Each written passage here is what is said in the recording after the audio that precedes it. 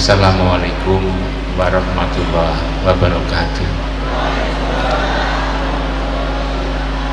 Alhamdulillah, alhamdulillahirabbil alamin. Wassalatu wassalamu ala asyrofil anbiya'i wal mursalin sayyidina wa maulana Muhammadin wa ala alihi wa sahbihi ajmain. Amma ba'du, yang saya hormati, yang dimuliakan para kiai, para alim ulama, Abah Radio, Kiai Lipan, dan Kiai Solihin, dan semua tidak saya sebutkan namanya satu-satu. Kita banyak bersyukur kepada Allah. Salawat dan salam kita persembahkan ke hadapan ikutan kita Muhammad Rasulullah Sallallahu Alaihi Wasallam, yang telah mengeluarkan umatnya dari kegelapan kepada yang terang benderang, minat dulumat ilan nur, dari keadaan gelap kepada keadaan yang penuh cahaya petunjuk hidayah sebagaimana yang kita rasakan selama ini.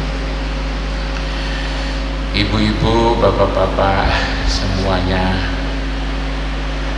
jamaah pengajian Selasa malam yang berbahagia, kita bersyukur, kita berterima kasih, kita bergembira, berbahagia. Baru saja kita menerima ijazah doa yang hendaknya kita baca setiap hari, yang tadi telah diterangkan oleh, sekaligus diterangkan oleh Kiai Rifan. Dikatakan bahwa ilmu itu harus sambung. Beliau dari Kiai Ihya itu sangat dicintai oleh Kiai Ahmad Syed Ahmad Al-Maliki di Saudi Arabia, di Mekah. Biasanya para jamaah haji atau umroh itu menyempatkan bersilaturahmi ke Sayyid Ahmad. Sayyid Ahmad itu putranya Sayyid Ahmad Al-Maliki. Saya kebetulan pada tahun 92, waktu saya haji pertama, saya diajak oleh para kiai berziarah, datang ke kediaman, ke pondok pesantrennya Sayyid Al-Maliki. Biasanya seperti yang dikatakan oleh Yai Rifan tadi, biasanya ba'da asar itu ngaji, tamu-tamunya diajak ngaji. Setelah ngaji lalu salaman satu-satu biasanya. Saya juga ikut. Ketika saya salaman satu-satu itu, saya juga ikut salaman. Ternyata tangan saya itu dipegang lama gitu oleh beliau, oleh Sayyid Ahmad Said Al-Maliki ini. Saya waktu itu, kenapa saya sendiri ditahan lama, dipegang tangan saya itu begitu lama. Saya lalu disuruh untuk datang lagi besoknya sebelum sholat duhur. Ketika saya datang, saya tidak diterima di masjid yang di depan itu, tapi di belakang, diterima sendirian. Beliau sedang memberi pengajian kepada santrinya. Santrinya hanya beberapa, tapi yang mijeti kaki kanan, kaki kiri, mijeti boyoknya itu apa namanya, bagian belakang itu, yang menyediakan ngurusi tisunya itu sendiri. Saya di situ duduk, lalu beliau memberi saya, mengumpulkan lewat pembantunya itu banyak kitab sampai kitabnya numpuk, tidak mungkin saya bawa sendiri. Akhirnya memanggil Said atau sopirnya itu supaya ditali. Setelah itu saya disuruh ngantarkan saya ke maktab,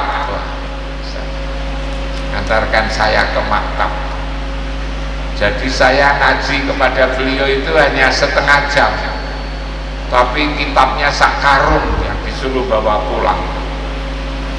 Karena itu saya dikenal oleh Kiai Ihya dan teman-temannya yang juga pernah ngaji di situ. Itu saya pengalaman saya. Memang betul kata beliau tadi, orang Arab itu biasanya guru-guru itu kalau ada orang datang itu ngajak makan bersama-sama, sama seperti radio, ngajak makan. Setelah selesai makan itu kasih ijazah seperti ini. Ada kebiasaan kasih ijazah, doa-doa. Karena ibu-ibu bapak tidak sempat ketemu Sayyid Ahmad bin Maliki ini, maka lalu lewat itu tadi harus sambung Kiai Ihya dari beliau, karena kesayangan beliau Kiai Ihya kepada Kiai Ridwan kepada kita semua itu tadi. Biasanya diajak makan. Jadi orang Arab itu kalau ada tamu itu suka ngajak makan. Makannya biasanya tidak dibatasi, seperti radio kalau kasih makan banyak-banyak. Kalau keluarga raja, yang mengundang itu keluarga raja, saya waktu itu pernah datang ke kerajaan, saya disuruh nginep di istana waktu di Riyadh itu. Waktu itu Raja Abdullah, saya waktu masih Raja Abdullah itu biasanya suguhannya itu banyak sekali. Kalau keluarga raja itu dagingnya itu utuh, jadi disembelih lalu di open lalu disajikan. Kalau keluarga raja itu dagingnya itu unta, coba bayangkan unta satu gede banget itu. Kalau kita duduk begitu, untanya gede, yang bagian sana itu udah bisa lihat ya. Harus ngadeg, walaupun yang dimakan sedikit. Kalau kambing biasanya kambing satu itu untuk 4 orang, banyak-banyaknya 5 orang. Kalau di sini 5 orang kakinya saja sudah banyak. Itu kambing itu untuk 4, banyak-banyaknya 5 orang. Karena itu kalau tamunya 15, kambingnya ya 3 ya. Walaupun yang dimakan itu hanya sedikit. Kalau keluarga raja itu bukan kambing, tapi unta. Unta dikuliti lalu diopen lalu diletakkan di meja gede kayak gitu. Lihat saja sudah blenger, lihat saja itu sudah blenger. Nah, setelah makan lalu dikasih ijazah seperti ini. Setelah dikasih ijazah, dikasih doa. Doa ini lalu seperti Abah Radio, untung sekali kita ini diajak oleh Abah Radio ngaji seperti ini. Beliau itu dapat ijazah dari Sayyid Ahmad bin Ahmad Al-Maliki, dibagi-bagi. Itu memang tradisi orang Islam itu seperti itu. Ini tradisi di sana.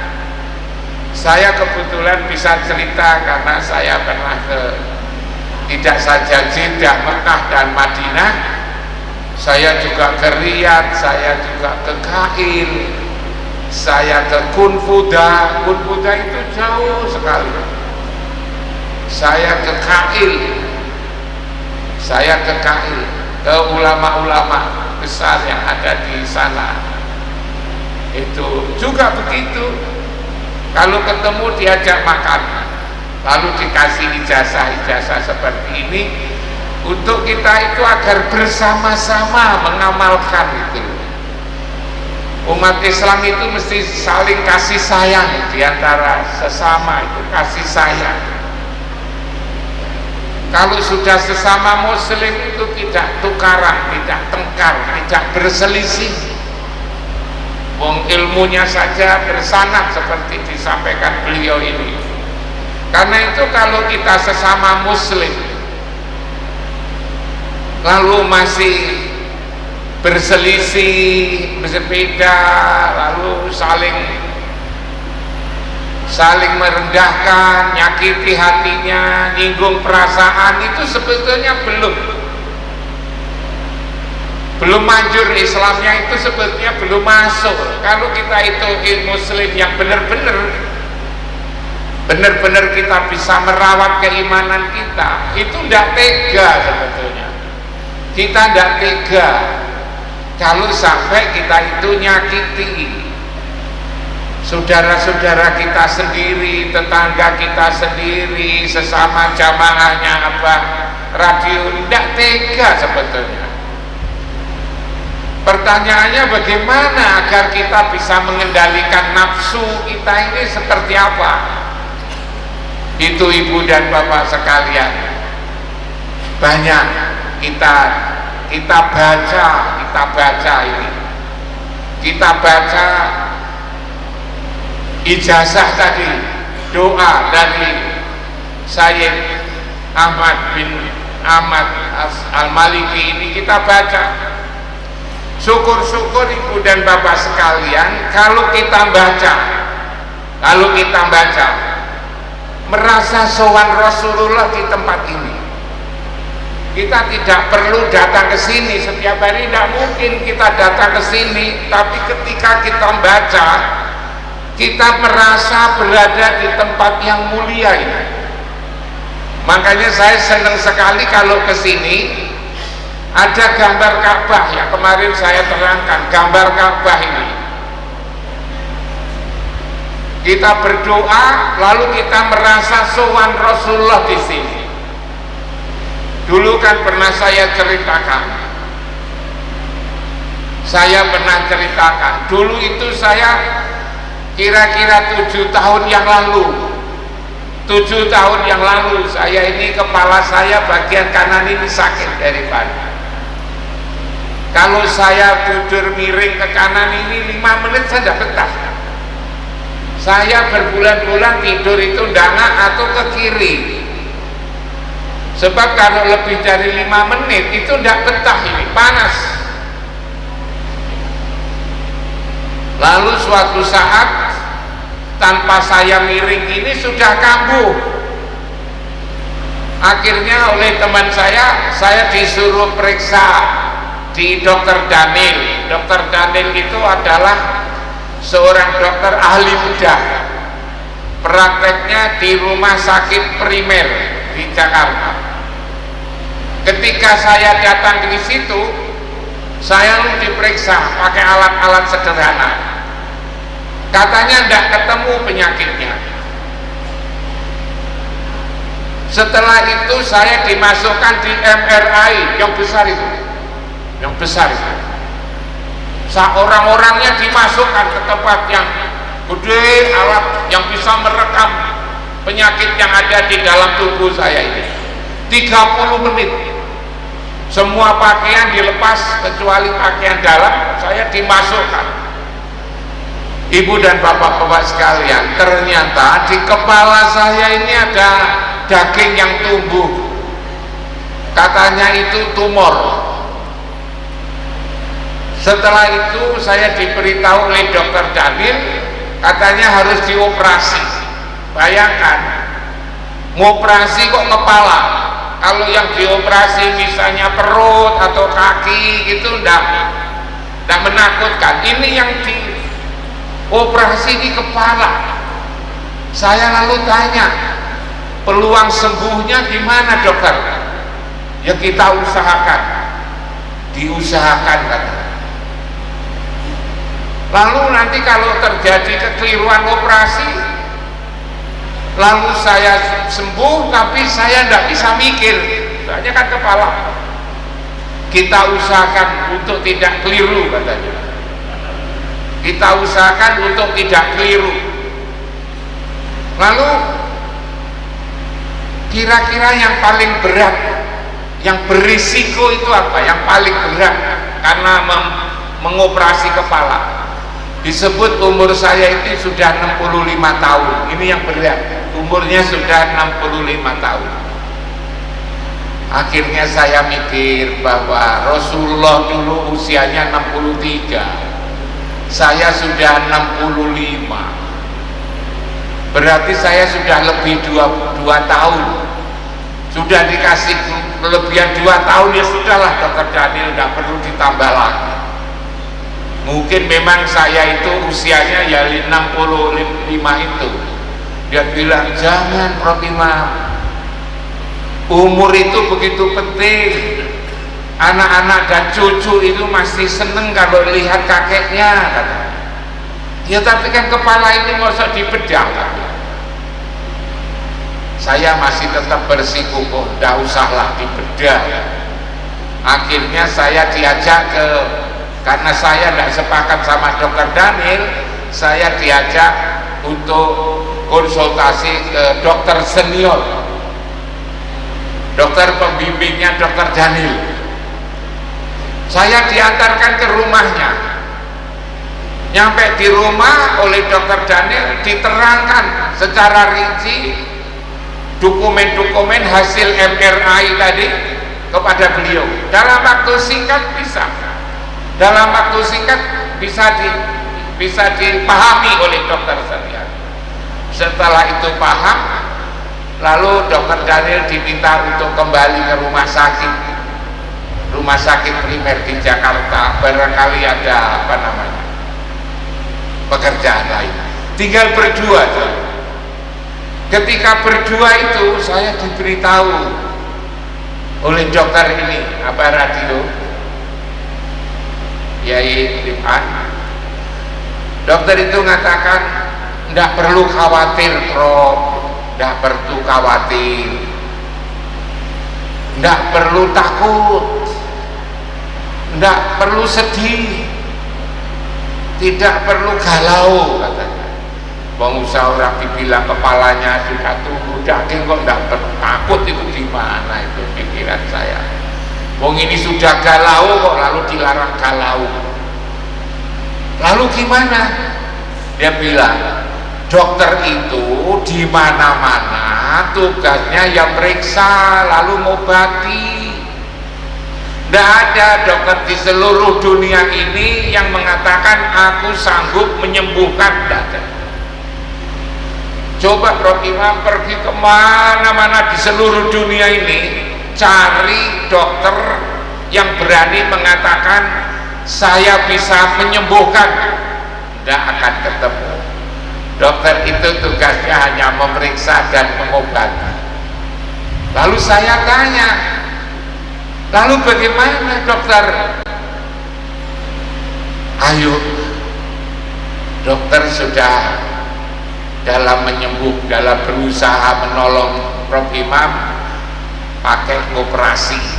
Ayo kita datang kepada orang, dia bilang, Prof Imam, ayo datang kepada orang yang tidak usah memeriksa dan juga tidak perlu operasi, tapi bisa menyembuhkan, tidak perlu meriksa, tidak perlu mengobati, tapi beliau bisa menyembuhkan. Siapa itu?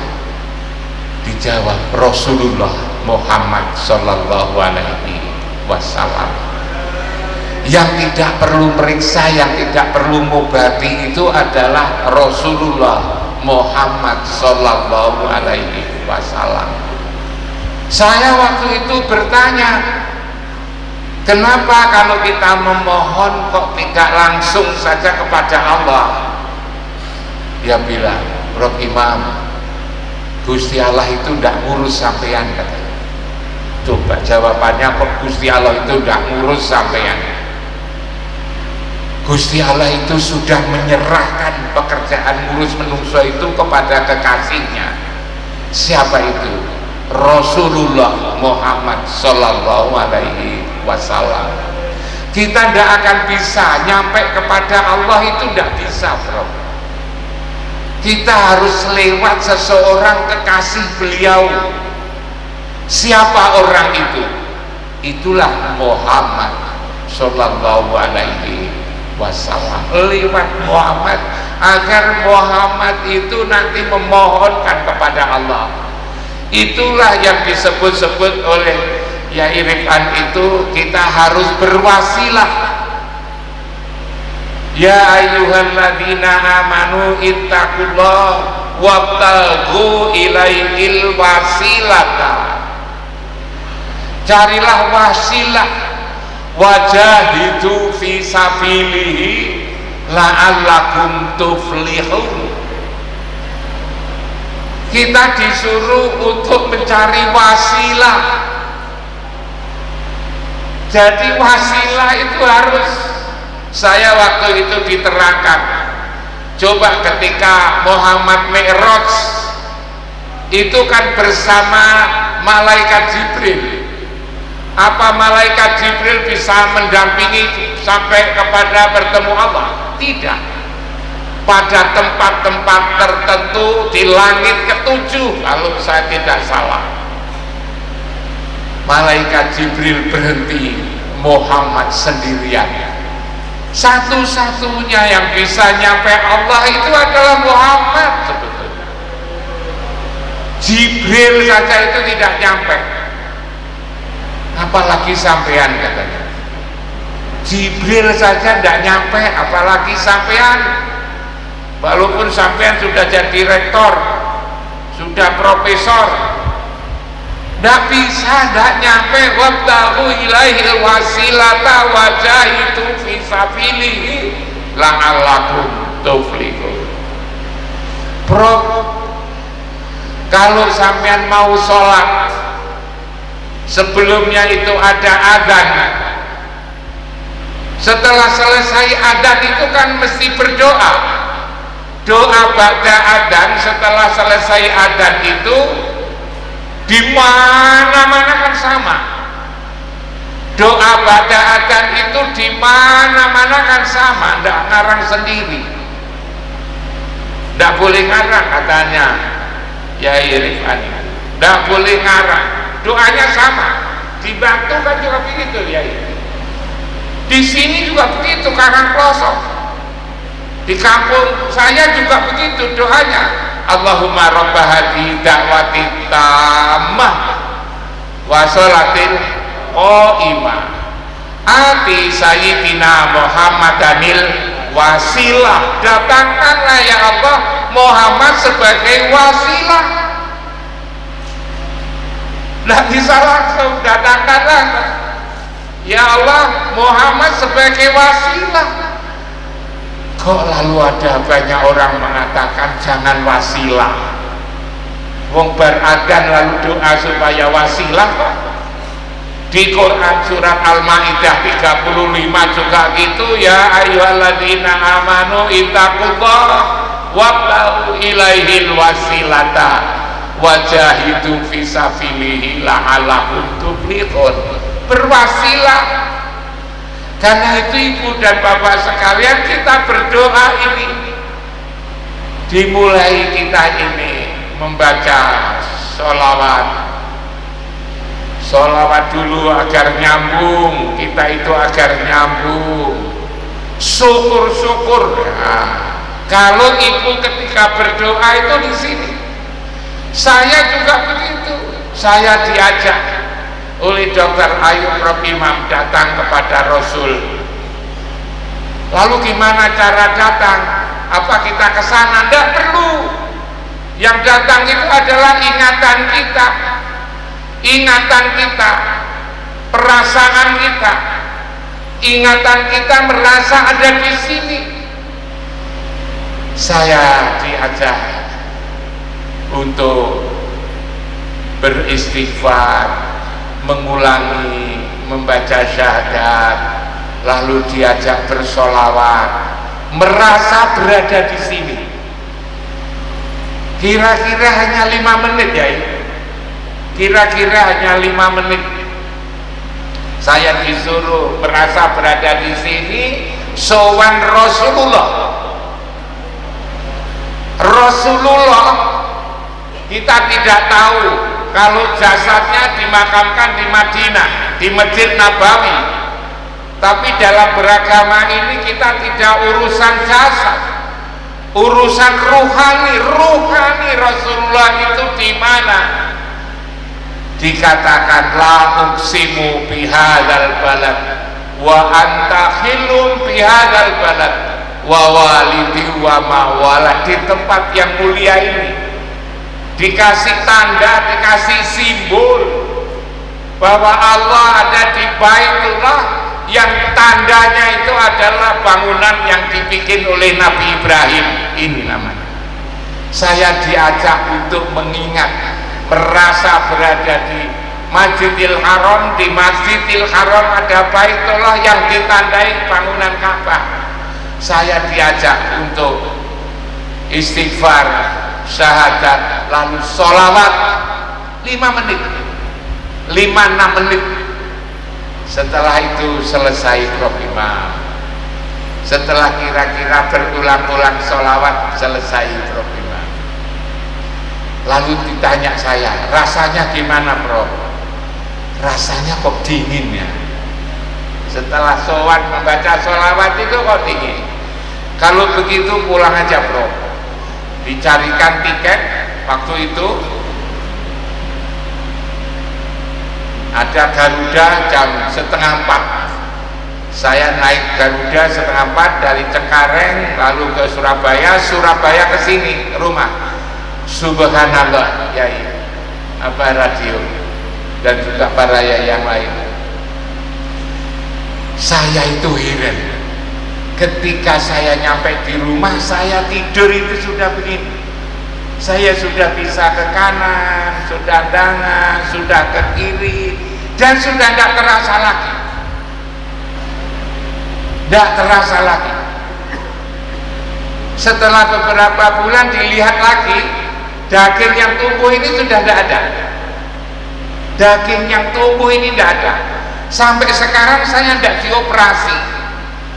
Padahal dikatakan saya itu ada daging tumbuh di kepala, itu bukan katanya, bukan kira-kira, tapi lewat alat MRI yang valid, yang bisa dipercaya. Tapi kok hilang, sampai sekarang itu hilang. Sekarang umur saya 73 tahun, waktu itu umur saya 65 tahun. Jadi sudah 7-8 tahun yang lalu ya, 7-8 tahun yang lalu. Ini sudah tidak ada dan tidak terasa lagi sampai sekarang ini.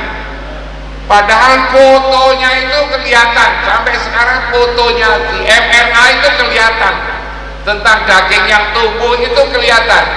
Kok lalu hilang? Disinilah ibu dan bapak-bapak sekalian, dahsyatnya doa. Saya sebetulnya hanya ingin bercerita dahsyatnya doa yang dibacakan oleh Yai Rifan tadi, lalu diijazahkan kepada kita semua ini, agar jangan sampai ini lalu dianggap sepele. Tidak, ini penting sekali, itu loh maksud saya. Itu penting sekali. Ibu ini jangan lalu diletakkan dibaca, diberulang-ulang. Nanti kalau Yai kesini yang hari ini mengijazahkan Yai, nanti kalau sampai kesini sama tuntut satu-satu Yai, sama tuntut satu-satu, diulang 3 kali, syukur kalau sampai 7 kali. Akan tidak keliru ya, bacaannya akan tidak keliru. Jadi Kiai Rifan nanti karena tadi sudah mengijazahkan dan sambung, Kiai kesini lagi membaca berulang-ulang 3 kali, 7 kali, agar tidak salah membacanya, itu tidak salah. Bahkan lalu saya katakan bahwa Kiai nanti mengatakan ketika berdoa dan di tempat itu, ketika doa merasa berada di situ.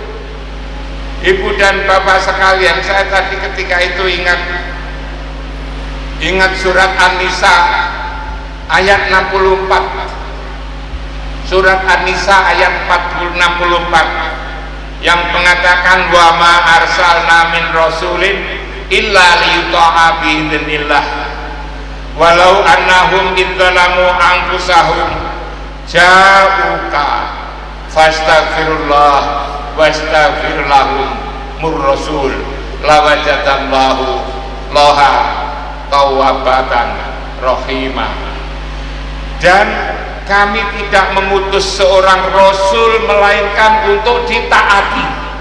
Allah mengutus rasul melainkan untuk ditaati dengan izin Allah. Dan sungguh sekiranya mereka setelah mendalimi dirinya sendiri, datang kepada Rasul kita supaya datang kepada Rasul, maka Allah akan mengampuni dan Rasul pun akan memintakan ampun kepada Allah. Di sini datang kepada Rasul.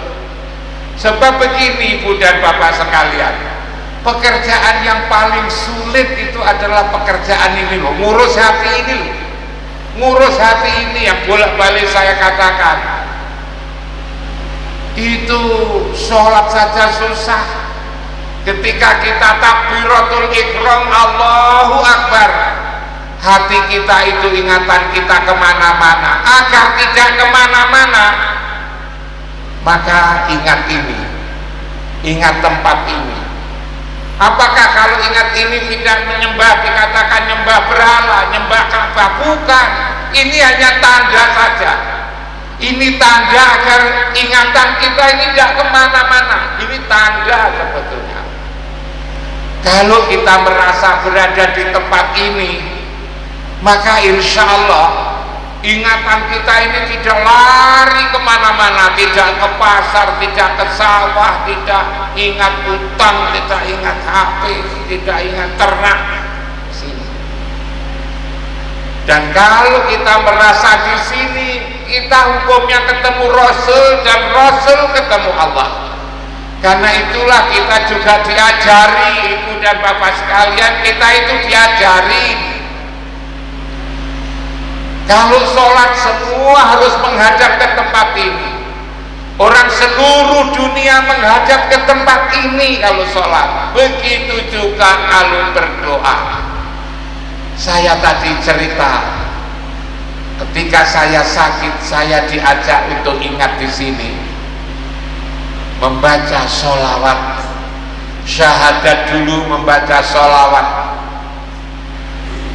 Lalu ternyata hanya 5 menit itu sembuh, hilang penyakit saya itu, hilang.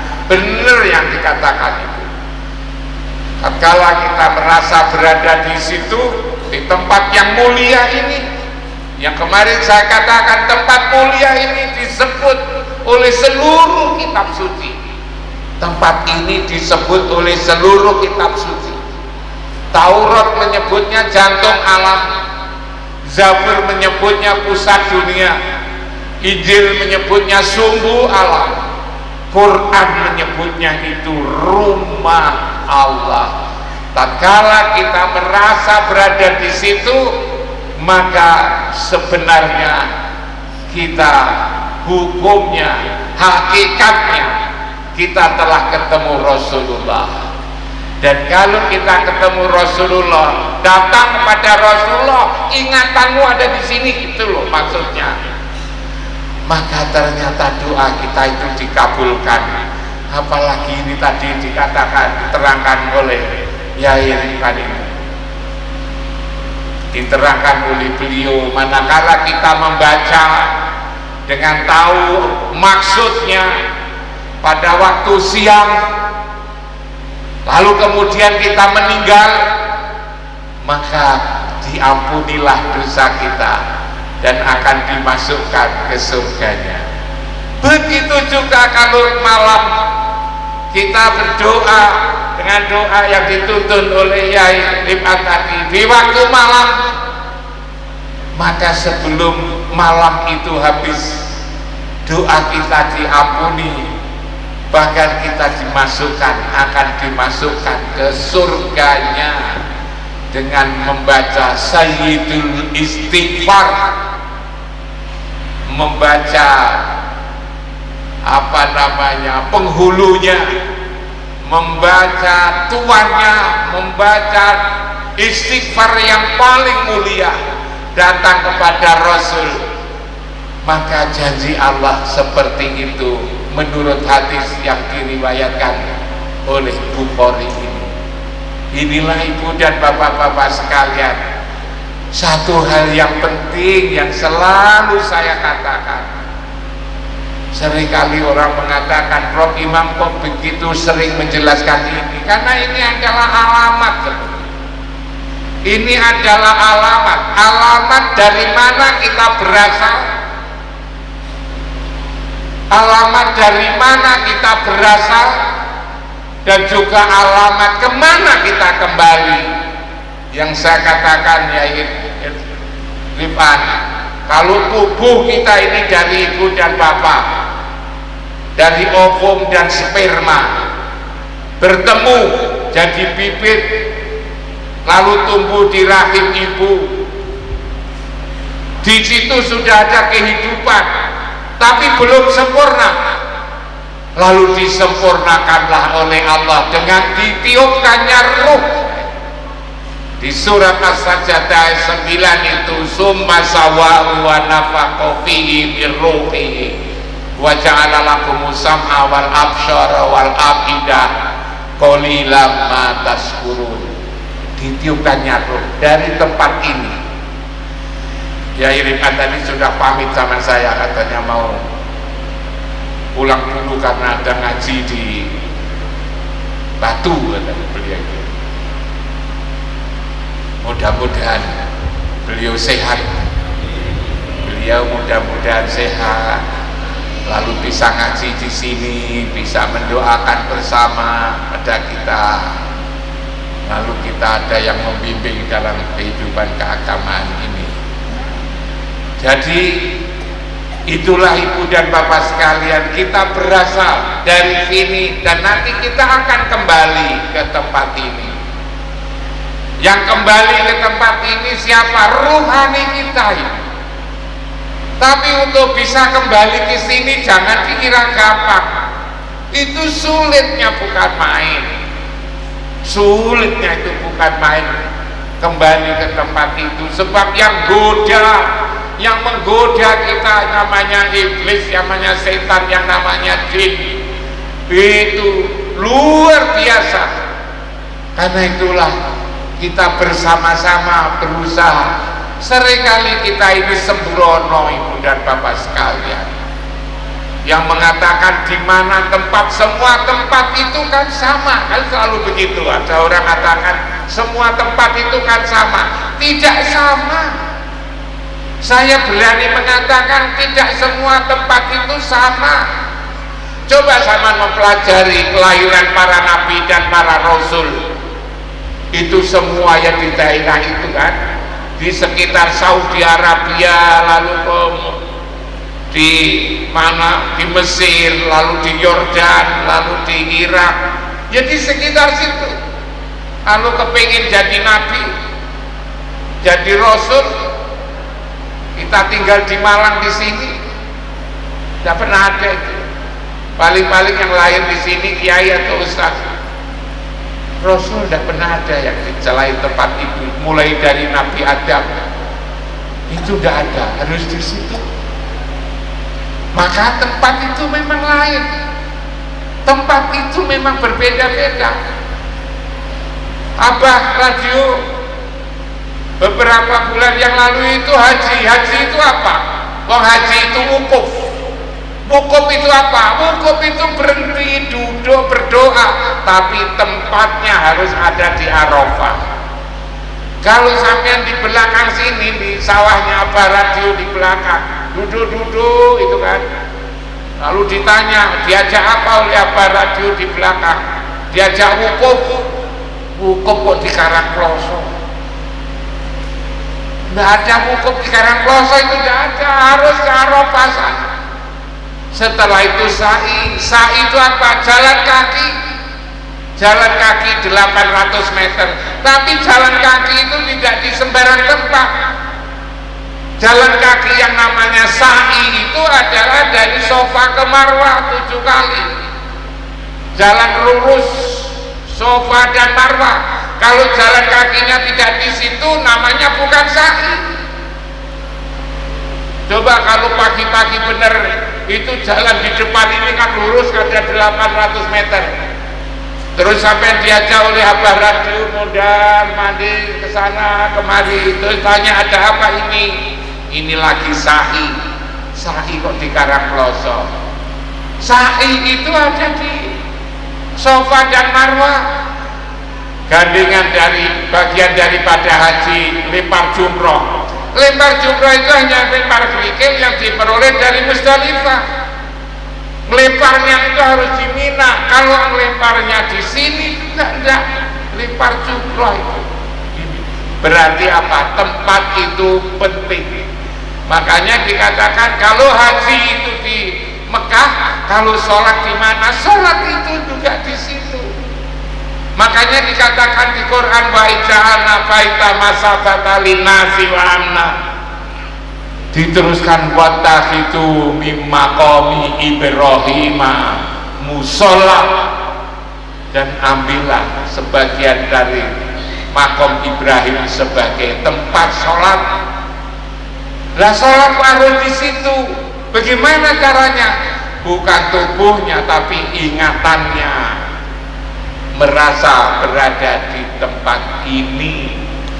Jadi ibu dan bapak sekalian, saya hanya komentari sedikit dari kitab panjang tentang doa Sayyidul Istighfar ini yang telah dijazahkan oleh Yai Rifan tadi, yang dibawa oleh Abah Radio.